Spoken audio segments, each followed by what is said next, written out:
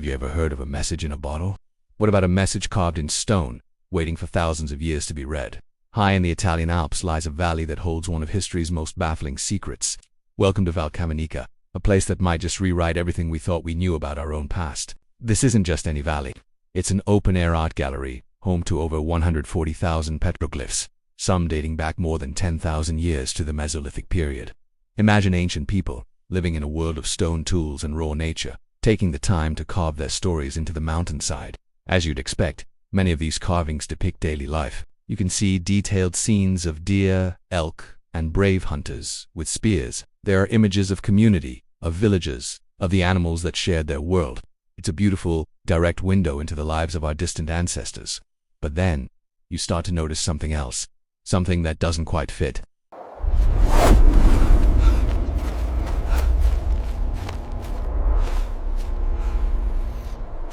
Scattered among the familiar images are figures that are anything but ordinary.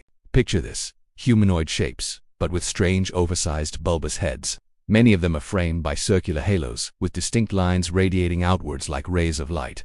What were they trying to show us? Mainstream archaeology often labels these as ritualistic or symbolic figures.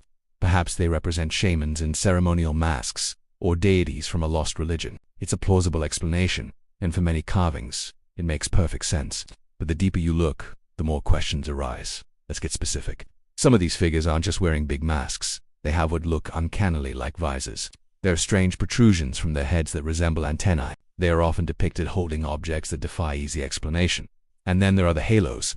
They don't just circle their heads. They seem to emanate light, power, and energy. Consider the context. This was a time long before metalworking could produce a helmet, let alone something with a visor. The electricity was millennia away.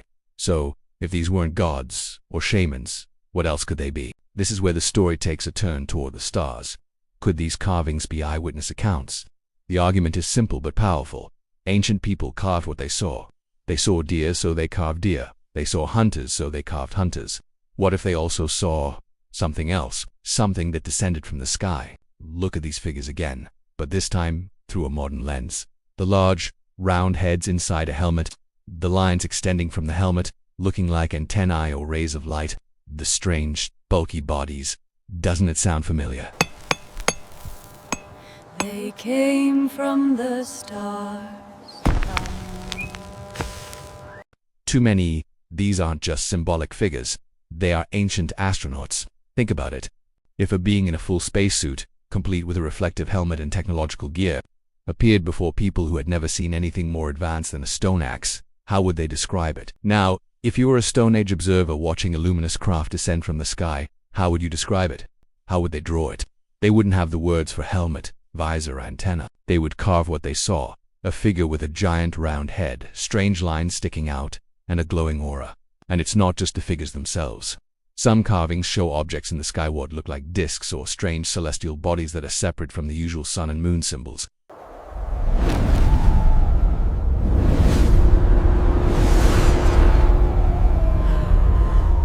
Are these just abstract designs, or are they depictions of crafts, of vehicles that brought these strange visitors to the valley? If this theory holds true, Val Camonica isn't just an archaeological site, it's a contact site. It's a record, left by our ancestors, of an encounter with beings not of this world. Without a written language, they used the only permanent medium they had, stone, to pass down a message through the ages. You can run your hand over those carvings and realize that someone once stood right here, 10,000 years ago, staring at something that changed them forever. They didn't have cameras, so they immortalized it in the only way they could, by cutting it into stone. That's not a myth, that's testimony. And here's where it gets even stranger. When researchers mapped the petroglyphs' alignment, they discovered that some carvings line up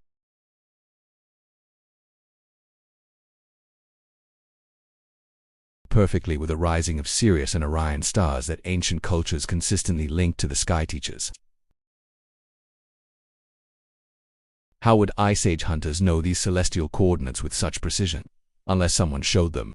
Now, imagine across eons, that knowledge becomes story, then legend, then religion. The sky beings of Val Camonica become the gods who descend in light, and we still carve them in our imaginations today. The figures wear what looks like armor, round helmets, lines suggesting suits or belts. To a modern eye, they look familiar, like astronauts, but there's one carving that keeps me up at night. Two helmeted beings holding a disc between them, with rays shining from its edge.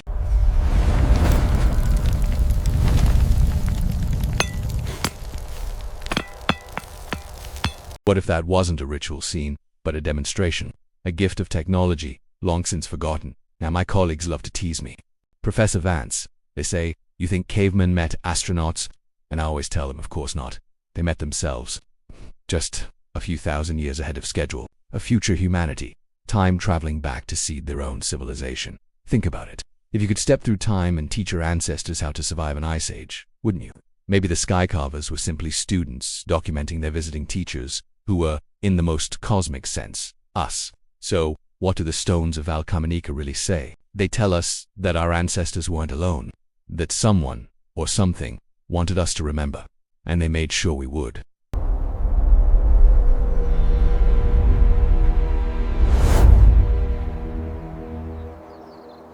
Not on fragile paper, not on fading screens, but etched into the very bones of the earth.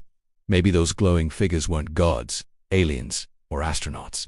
Maybe they were reminders that we've always been connected to the stars, because the carvings don't just point to the heavens, they point to us. The sky carvers knew the truth long before we did, that the universe doesn't just watch us, it remembers us. A message that says we were not alone. They came from the sky. They came from the stars. Of course, we can't know for sure. The artists who made these carvings are long gone, and their true intentions are lost to time. But as you look at these enigmatic figures etched into the alpine rock, you can't help but wonder, were they carving their gods, or were they carving their visitors?